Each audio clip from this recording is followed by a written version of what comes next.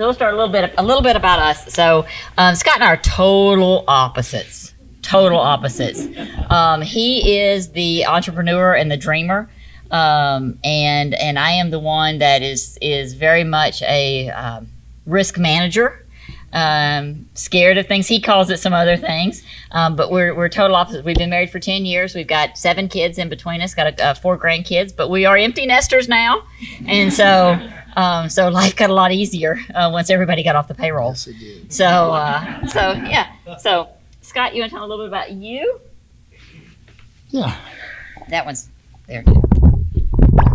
Sorry about that. So my name's Scott, and I grew up in Iowa. I'm not a native Texan. I've been here 22 years, and everybody tells me that I'm almost a Texan. But went to Iowa State University, graduated with a degree in construction engineering, and on a whim, my sophomore year, a buddy asked me what I was going to do for work in the summer, and I said, I don't know, probably Pizza Hut. And he said, have you ever done any roofing? I was like, well, I grew up on a farm, so yeah, I helped my dad re-roof the hog house and re-roof the chicken house and the garage. And he's like, you should start a roofing company. And I said, I wouldn't know how to bid a job. He said, I can teach you that in 20 minutes. And I said, okay. And so I started a roofing company. See, the dreamer. Yeah. And had no idea how I was going to do it, what I was going to do, but roofed for 3 summers. And then by the end of 3 summers, I had figured out what people thought of roofers.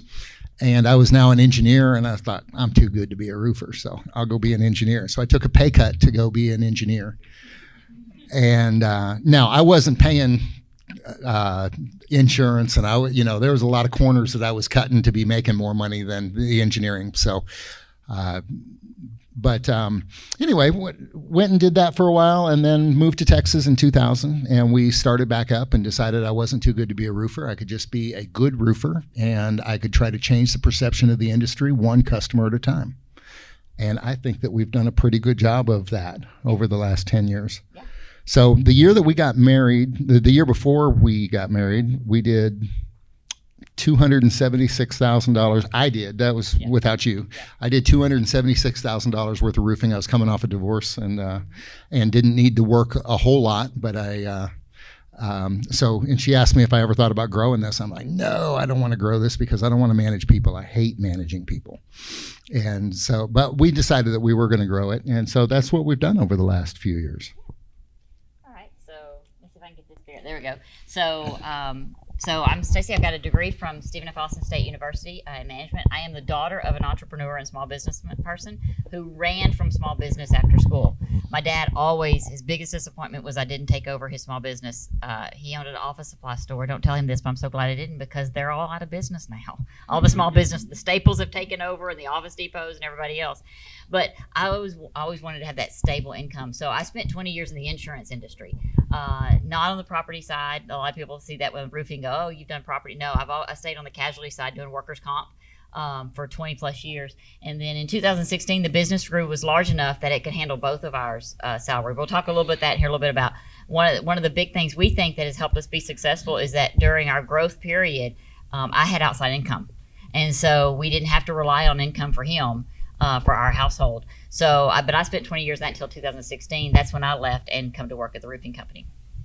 So we're going to talk about a little bit about the seasons of the business and kind of what you go through here. Let me get over here to this screen here. We'll talk a little bit about the startup phase, going into the growth mode, maturity, and then the exit phase.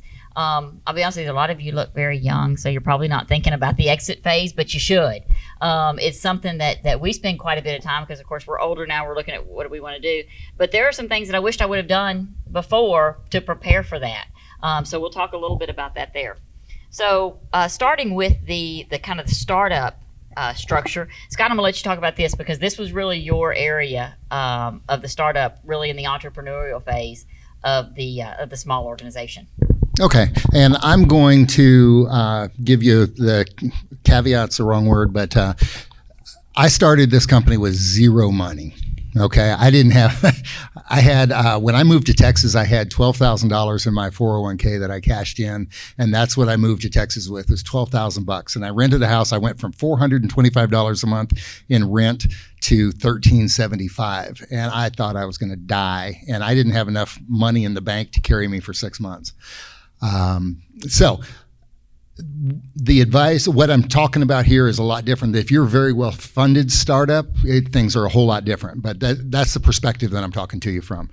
And so when you start up a business with no funds and you're an entrepreneur, you pretty much are the business, and you don't have very many people that can do things for you.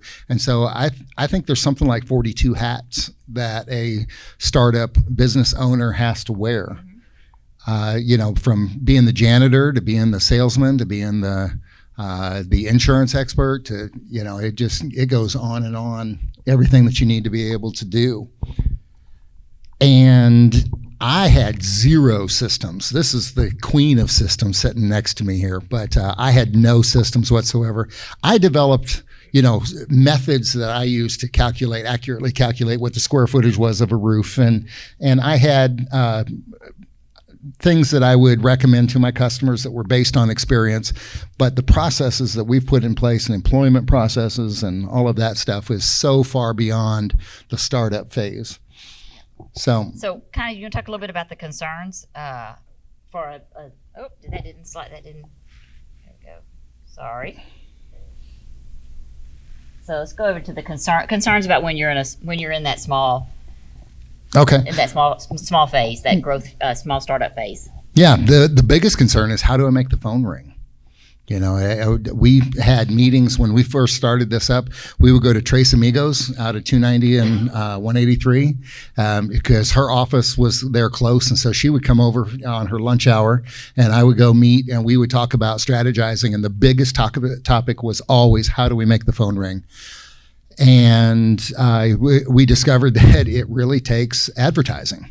And so if you're at that young age, at that startup, and you want to start moving towards maturity in your business, advertising is going to be a big thing. And one of the big things that we talked about was I wanted to wrap my truck. I thought that would be great if I had one wrapped truck. And that was our big expenditure. The first year that we did any advertising at all, that was our big expenditure, was wrapping one truck. And she's like, no. I was like, we can't afford it. We needed money for, just for regular stuff. So yeah, I really had a hard time with it, but yeah, he won that one. And I was like, how can we afford not to? Yeah, exactly. So advertising is important when you're at that phase if you want to grow. If you don't want to grow, it's not that important. Yeah. Everybody's snickering, but there are people that don't want to grow. If I was still single, if I wasn't married to Stacie, I would still be I'd be doing $1 million, $2 million a year, maybe just by myself. I'd have my subcontractor crews. I'd be operating off my dining room table, which is where I started. Had this thing on my dining room table. Actually, I moved the dining room table out and I put a desk in there because I actually needed a real desk. But my dining room was my office. And yeah. So next, and this is not working like we wanted it to work, so I'm probably going to stand up here in a minute so that I can see the slides to make sure I cover everything. But one of the things we talk about here is some of the recommendations for startups. Okay. Well, I hate to just sit here and read it all to you, but everybody can read here, I'm guessing. But the biggest thing for us was having a separate income. Number one was she had a good job. And when we got married, we were going to, my sister came available, and I knew that she would be great in the business, but we didn't have the money to pay her. And so we took the salary that I was taking previous to that. We could live on Stacie's salary. And so I took all of my salary, took no salary, and gave everything to my sister. And so that was how I got person number two, was by not having a salary. And if you're depending on this small business for your bread and butter and putting food on your table, that's going to be tough without having a second job. Yeah, I think that's as we've talked to a lot of other small business owners, that's one of the biggest pieces of advice that we've seen that works is, if any way possible, to have a second income while you're in that startup phase, so that you're not constantly pulling the little bit of profit that you're making out to live on. because a lot of times there's not enough profit there to live on, and so you're actually pulling more out, which is strangling the business. Yeah, I've got a theory that small businesses don't fail because they're not making money. They fail because they're not making enough money to support the business owner. And so let's say that you have a profit in a month of $3,000 and you need $5,000 a month to live. If you're operating out of your house, what are you going to do? You're going to take $5,000 out. So where's that extra $2,000 going to come from? Well, it's probably going to come with a delayed payment to your supplier, or it's going to go on a credit card. And you can handle having $2,000 in debt, you think, and I've been there and done this. And then the next month, you still need $5,000, and the next month maybe you make $3,200, okay? But then $1,800 you're short. And eventually the debt piles up and crashes over the top of you and puts you out of business. Yep. Okay. So, yep. So, and another big piece is this delay hiring employees. We were masters of this, I think, and everybody wore as many hats as possible, and we didn't hire until we had until somebody was working more than 60 or 65 hours a week. We weren't going to hire. We kept people really busy, really busy, and then when we felt like we had enough room to bring somebody in to split that workload, we did. Yep, I think that was a really key part. Scott, I'm gonna ask you if you'll hit that button there, because I want to make sure I cover all these points. See that? Sorry about that. That's okay. Yep. So if you'll just hit this arrow button there. Okay, so next we'll move into what's the growth structure, which we were in a couple of years ago until last year hit with the hailstorm, and then we've moved right back into it again. We had a lot of growth that happened there. So in this space here, the organization still is fairly simple. You haven't gotten too complex yet. You got a limited number of employees, but your employees aren't making the key day-to-day decisions to move the business forward. It's still really the owner is still making most of the decisions. And you're going to move in and out of some of these phases. Actually, we moved back into this phase last year. The year before, I had elevated to the point where I had a management team, and I had a management team that was running a lot of the things. And then when that hailstorm hit, and we had to take on a lot of folks, and we had a lot of business, and it doubled our revenue, I had to move back into this phase here, and I had to while my management team was still in place, because of the decisions that had to be made, I had to move back into making some of those decisions because they were so big as to what we were going to do with the next phase of the company. All right. And so this is kind of where your system structure starts. This is where you start working with people like Hearth, with people like Roof.link that are going to talk here in a little bit of CRM systems and some accounting software. As you heard Scott say before in the startup phase, okay, he had QuickBooks. When I started with him, I was like, how do you know who your customers are? How do you keep track of what's going on with your customers? And he's like, well, why would you ever need anything else? See, that was his thing, was why do I need anything else? And I'm like, because you have to know who your customers are.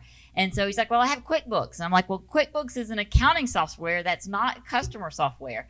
And so that's when this phase is where you're going to start developing those things. And then you're going to start segmenting out the work into different components. You're going to have, that's when you're going to start having a sales department and a production department and an accounting department. And there's really no formal planning or budgeting at this point. You're really just kind of doing, some cash forecasting. Do I have enough to make it to the next month? I'll tell you, when we started in this space here, when I came on board, Scott used to laugh at me because at the end of the first year, like November, I said, okay, it's budget season. We've got a budget for next year. And he still thinks that's the dumbest thing ever. He's like, what are you talking about? He says, the budget is we're going to sell the most we can. We're going to keep our expenses as low as they can so we can keep everything else. That's it. Why would you not try to sell everything that comes in the door? And I'm like, that's great, but I need to know how much do I need this month to cover all the expenses. I need to know what's my minimum amount I can sell to keep the doors open. And so that's when this starts to come into this phase and the next phase there. So really the greatest concerns during a growth phase for any company really is going to be about control of your financial gains, especially if you have a rapid growth, is to be able to control those. And but to retain the advantages of a small business. That's one of the things, while we've grown large, I've worked really hard to retain the advantages of being able to be nimble and be able to move quickly and not complicate things too much. I actually came from corporate America. I came from where to fire somebody, I had to get 7 signatures. Okay, no joke. This morning, I found out something on an employee last night. I came in this morning and I said, they're gone. Okay, it violated our core values. It violated what we did. And yes, I've got 53 employees now, but at the same time, I still keep things nimble that we can so that we can react as we need to. And that's not our norm. That's not our norm. No, I have a process that we go through. We write up people 3 times, but when you steal from me, you're gone that day. I mean, that's a cut and dry kind of thing. Yeah, I mean, hey, yeah. When you're working for somebody else while you're on my dime, work on the clock, nah, I'm not gonna do that. That's yeah. So, yep. So, Actually, and that's something to watch out for, Oh. because when you have a production department, your production manager or the person that is responsible for bringing your subs in the door gets very, very close with their subcontractors. And this is the second time that we've had somebody in this department that was taking kickbacks from subcontractors in order to funnel them the best jobs and things like that. So. Yeah. Or to pay them extra money for the job, to say, oh, we had to pay an extra $1,000 on this job, and they would get a percentage of that back. So, yep. So some of the recommendations, if you're in that growth phase, monitor your margins. I mean, of course, everybody needs to do this all the time, but as you're growing, cash becomes an issue, and so make sure that you're watching your margins so that you're retaining some of that profit, and that you're not. Don't stay focused on that big top number, that top revenue number. While that number looks great, if there's nothing left at the bottom line, it doesn't matter. So lease until you're able to purchase. Don't strap yourself with a big building or a big property. We've leased for quite a while until we just bought. We bought our building a couple of years ago that we're in now, and then I had an opportunity to come up to buy the building next door. And so, but it happened to fall in our lap. It wasn't something we were looking to go out and expend money on. and you're talking about Office space. Yeah, not vehicles. Office space. We're for Koala Cooling, we're still leasing their office right now because we just don't know where it's going to go. And so I don't want to get. If you're planning to grow, you're going to need more space. But if you're small right now, you can't afford that much space. And so lease as long as you can. Leverage your growth to potentially negotiate with suppliers. I hope you all are negotiating with suppliers. I will tell you that something we didn't know. Well, some of us knew. And when we came, because this is the nicest guy you'll ever meet in business, the nicest guy. And so when I came in the business, and of course I've been through corporate, and we started talking to others, and I'm like, there's rebates. We'd never gotten a rebate. And so, go talk to my supplier, and I'm like, hey, what's this thing about rebates? And they're like, oh, we don't do rebates.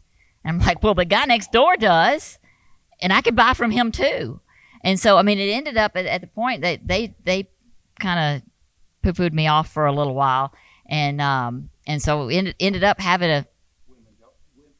Women don't belong in the roofing industry. Yeah, that's kind of what I heard at that time, is that this is women weren't, just go back to doing your thing, and so but use that to negotiate with your suppliers. They are looking for people who are growing, and if they see that you're having some consistent growth, talk to them about it and negotiate with them on that, and start investing in automation. This right here is what will help you keep your overhead down on your employees, is to be able to get some automation in place. All right. So next we move into the growth to kind of a maturity phase. This is where I thought we were last year before the storm happened and we had the massive amount of growth that we had, because we had expanded our management fast enough. One of the things is to eliminate the inefficiencies that growth can produce, because we had some inefficiencies in the fact that I had too many people. I had too few people doing too many things.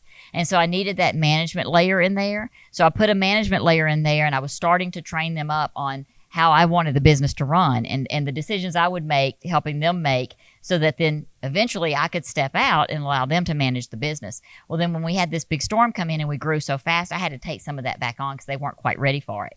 But I'll be honest with you right here, many companies, this is where leadership in companies change.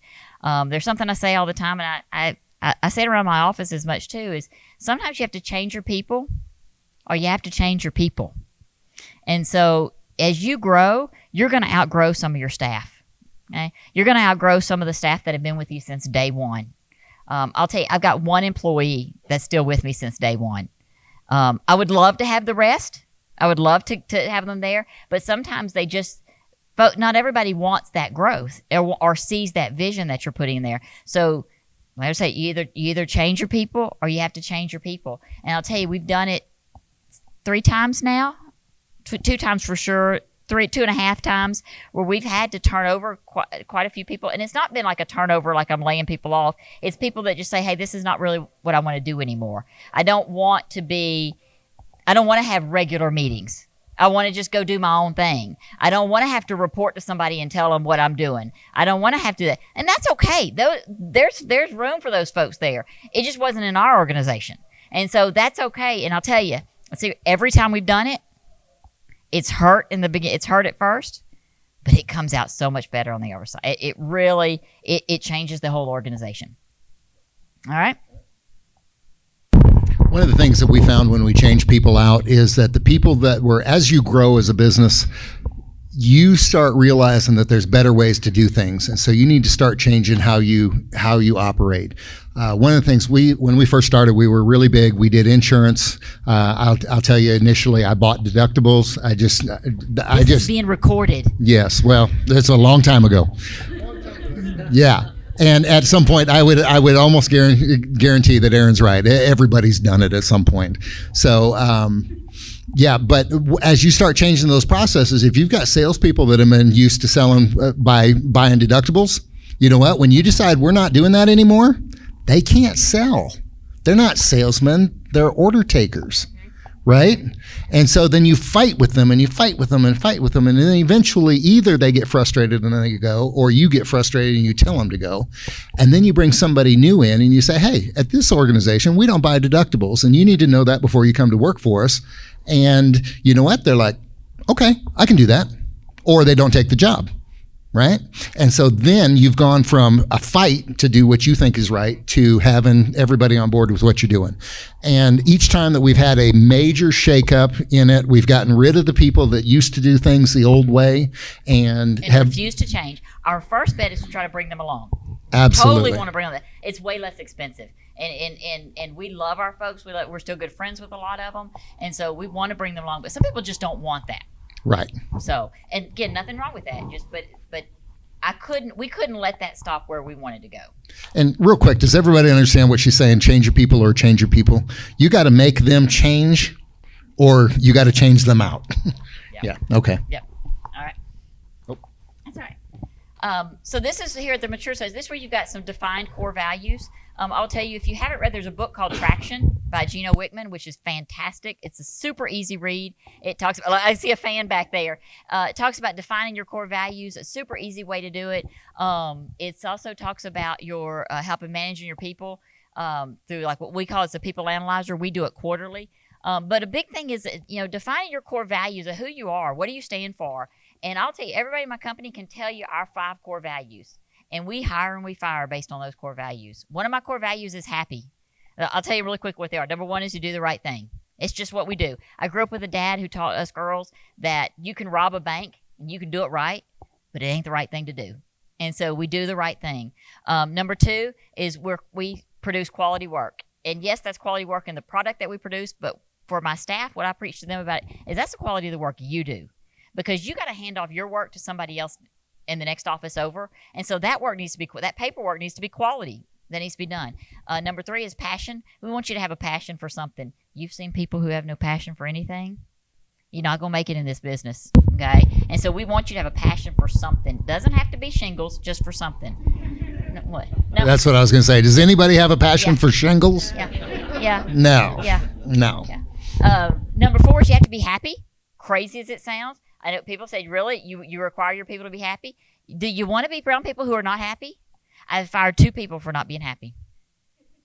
After months of trying, what can we do? Switch you to another role? Is it what's going on? Is there something we can help you with? Is there some counseling maybe we need to do? But we just had a couple people. One, they didn't like our business model. Our business model is our sales guys go out and sell, and my production team produces.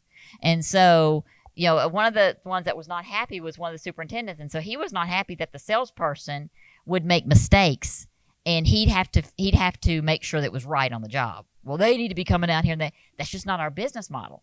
And so it doesn't mean you're wrong or I'm wrong. It's just not a fit. And he was just unhappy every day he came to work. And so, after like 3 months of begging and trying, we just said, look, this isn't a fit. And my staff came around and said, about time. We were so tired of hearing it. And That will ruin your culture. it will ruin your culture really quick. One bad apple, Yeah. And number 5 is family, that we look out for each other. The person I unfortunately had to let go this morning was let go because 2 people came to me yesterday and said, listen, we just need to let you know what we're hearing and what's going on, and it's not right. You're too good to us for her to do this. And so as you get bigger, you need people that will watch your back because you can't be everywhere at that point. So in the mature company structure, you got to start talking about operational excellence. You need to have regular financial reviews. You're starting your monitors. You've got extensive systems at this point. You start talking about a succession plan, and the owner and the business are quite separate, both financially and operationally. So, as the owner, your whole financial world is not tied up in the business. You need to start separating it out. You got different LLCs for stuff. Your money's not mixed in with it. The business can stand on its own at that point. Real quick point about when you're looking at your financials, never, ever, ever look at a P&L mid-month and expect it to tell you anything accurate. Okay, you got to wait till that month's over and closed out, because if you pay rent on the first of the month and you're looking at your financials on the third, your rent is way out of whack as a percentage. So we talked a little bit about relationship with suppliers, the manufacturers, and other businesses. You'll need to have some systems in place. I know they're going to talk some more about some systems here. Get your forms in place. But then we talk a little bit about succession planning. So in maturity, this is when you need to start talking about what's the next step. Scott and I have conversations that we've had to have about what happens. We travel a lot. What happens if the plane goes down and we're on that plane together? As much as we hate to, I don't want that to happen. Although I have said I'm going to die in a plane crash. I'm convinced that I'm going to die in a plane crash. My marketing manager says he won't fly with me. Actually, he says he has to fly with me because he has determined that he is going to die by being decapitated. And I said, well, you could be decapitated in a plane crash. And so he's like, never mind. We'll go on separate flights anytime we go somewhere. But who can take over? I mean, like I said, I've got 53 employees now, and I love each and every one of them. And I've got, like 160 or 170 of their family members that are responsible for us. If something that plane goes down, who's taking the lead? Who's still feeding those folks? Who's still doing that? So we've got a plan in place where we've talked about kind of who's that next level that would keep the business running, to keep those families going. We have 7 kids between us. I don't want it going to my 7 kids because they only have 2 in the business. And so if we don't do anything, the assets just go to the kids, and then they don't know what to do with it. So we have to have a plan in place about that. All right. And so then now, because we're actually talking, don't start rumors, but we talk about what's the exit plan. I mean, what do we, we're both 50 now. What does 10, 15, 20 years look like from now? What do we want to do with business? Because there are things we need to make decisions on now to be able to get there. So you want to talk a little bit about the exit planning part of it? You probably want to see what some of this, yeah. Yeah, so there are several options when you start looking at what your exit plan is. One is, and I don't think we have it up here, one is just to close up the business. And that's probably actually the option that happens the most, is that the owner's tired and nobody wants to take it over. Nobody will give them the money that they think that they need for it, and they end up just letting people go and drifting off into nothing. So, and if that's what you want to do, that's great. But it's not what we want to do. We want to have a financial reward at the tail end of this. So we work too hard not to. Yeah, too many hours. And we're building something to be sold.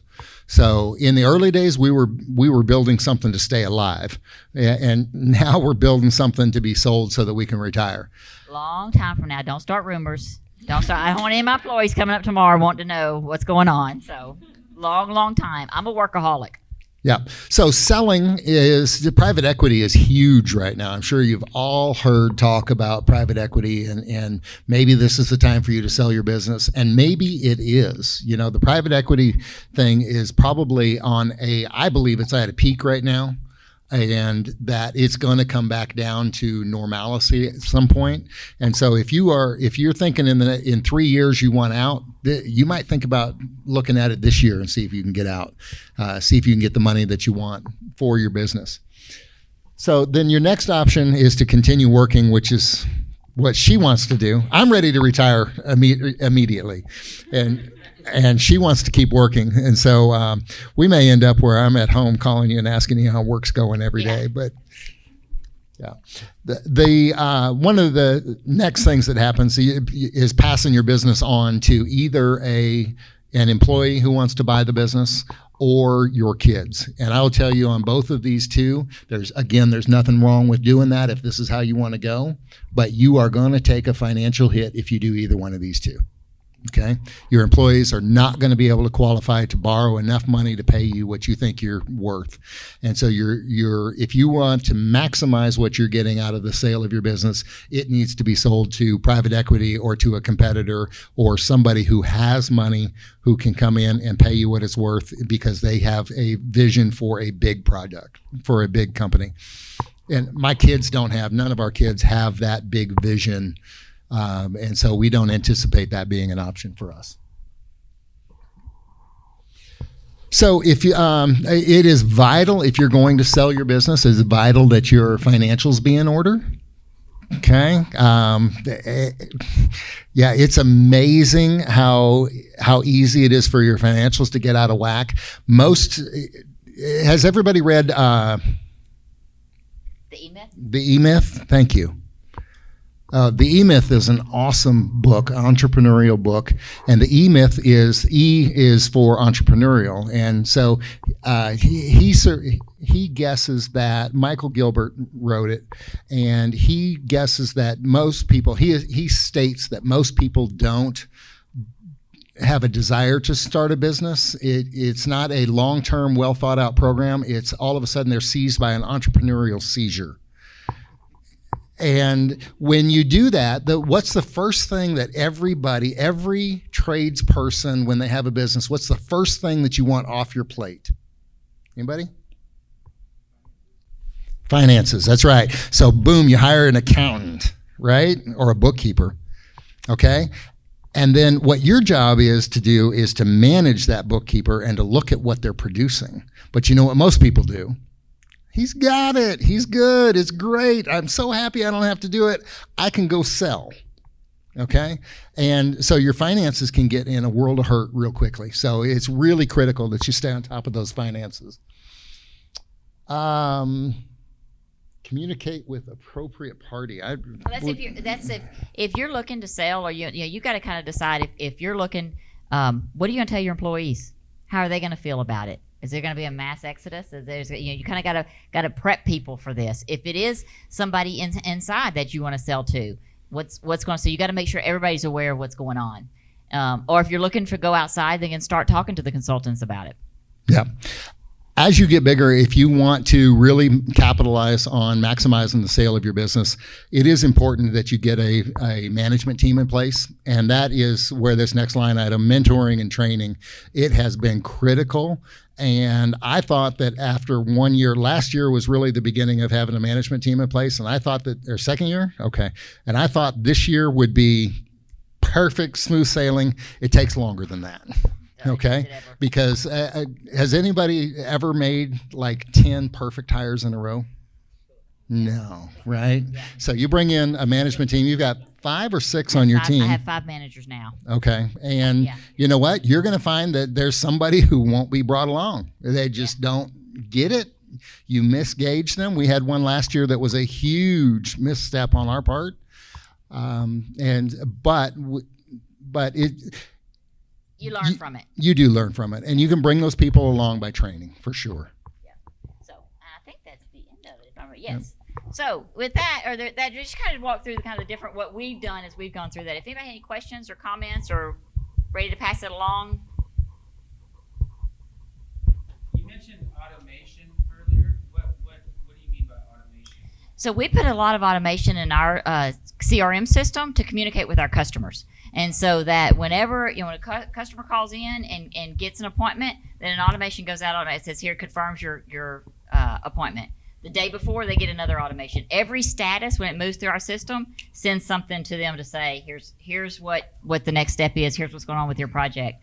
We also this last year added an app that we had developed for us, so that actually the customer can download our app and see the pictures of their job site as it goes through the process and through the statuses there. And so, because honestly, we've had a lot of hits, and a lot of the complaints I've got have been on communication during this last year with the storm, because we were we were getting about 3,000 calls a day. Nobody can handle that. I mean, there's just no way we could keep up with that. And I was trying to get new staff in and get them trained. And so a lot of complaints we got were I'm calling and I'm not getting an answer. Nobody's calling me back. Well, they're not calling you back because we're just trying to keep our head above water right now. So we developed this so that we go, hey, if you download the app, you can see exactly where your job is at and what's going on with it. Yep. Yes, sir. When did you integrate EOS? It has been about a year and a half now that I've integrated it. So we've gone, just really quickly, if I can, this is a great book, super easy to read. It's called the Entrepreneurial Operating System, and but it starts out with your core values, getting your core values in place, making sure everybody is aware of what those core values are and they live by them. The next part of it is about making sure you've got the right people. You know, you've heard the whole thing about you have the right people on the bus. Well, this is not just having the right people on the bus, it's having them in the right seats, and it helps you go through that. I jokingly, but not jokingly, have said many times before, our bus is not a prison bus. You don't have to stay on it, and we don't have to keep you on it, okay? The doors aren't locked. So, but here's our core values are what we live by. And so as long as you live by those core values, you're here. You're in there. And so once a quarter, we go through all of our employees, and we have a chart, and it's got our core values up top, and it's got the employee's name on the side. And as a management team, we sit down and we go, okay, Scott's our employee. Our 5 core values, is he most of the time, some of the time, or none of the time living that core value? And it's red, yellow, or green. We'll go to the next core value. And the managers all decide how he's doing, how each employee's doing. Then I can draw back and look at that chart from red, yellow, and green and see where do I have trouble. Where there's, okay, these people here, this person who's yellow on here is not living our core values most of the time. That's something we need to watch and we need to coach. And then the next thing over it that he talked about in the book is after that decides, are they on the right bus? Because if they're green across there and they live your core values most of the time, they're on your right. You want those people on your bus. The next thing you look at is it's called get it, want it, or have the capacity to do it. Are they firing on all cylinders to get what it is you want them to do? Do they want to do what their job is? And do they have the capacity to do it? And that's just green or red, yes or no. And kind of the theory is 2 reds, 2 yellows or 1 red is somebody that shouldn't be in your organization. And so if they're all green on the core value side, but they don't get it, want it, or have the capacity to do it, they're in the wrong seat for that job. You might can get them in another job because they're great on living your core values, but they just don't get that job function. And so I can't speak highly enough about it. It's a really great system. If you ever want to implement it, there's actually people that are consultants here in Austin that actually help companies implement the process and systems. And so I have a business coach, and he helped me implement it with ours. And I'd highly encourage you, if you want to grow and you're looking at wanting to grow into a pretty good size operation, get you a business coach. I've had one for 2 years now, and he has changed my life. Makes me cry every time that we sit down and talk, but he has changed my, because he's hard on me. He doesn't let me BS him, and I will if you will let me. And he calls me on it every single time, and he'll just look at me, and I'll just go, I don't know, Bill. And he'll go, but what if you did know? Well, if I knew, I wouldn't have this conversation. And they get, well, if you did, so he really, really pushes you. So I highly encourage that too. So. Yeah, something else that we left out of this conversation is that there are business mentoring associations. We became a member of one in 2016, and I will tell you that is hugely responsible for profitable growth. Yes. I think we would have grown without them, but the profitable part of it has been in large part due to the training that we get there. We're a member of a group called Success Group International, and they're amazing. There is a competitor group called Nexstar. And I don't. There's some other ones that y'all and I'm sure there probably are. Maybe some of you can tell me. Yes. Yeah. So about all the mentoring thing, if or more likely when you take a business mentor, you have to be someone with a mileage in the business world, or because I ask this because there is plenty of company that supply advice. Yep. There's plenty of 18-year-old kids that want to tell you how you should be running your business, right? Yeah.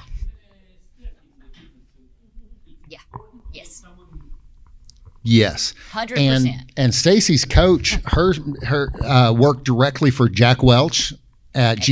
Yeah. Directly underneath him. Yeah. And so this guy, man, he's been through the ringer, and he knows his stuff, and he knows how to get where he's headed. So, and what we found is that at this organization success group that we're part of, they know too, and they have coaches that will help guide you. And they've got people that are everywhere from the guy who's operating off his dining room table to the woman who runs a $25 million roofing company. All on up, we've got one $125 million AC company in that group. And they will do you wonders. So, and our group does air conditioning, plumbing, electrical, and roofing. And I think Nexstar does the same. I think the same four. So. Anything else? Well, thank you very much. We, as you can tell, we love talking about business all the time. Our kids are like, that's all y'all talk about, but we enjoy it. So, Thank you.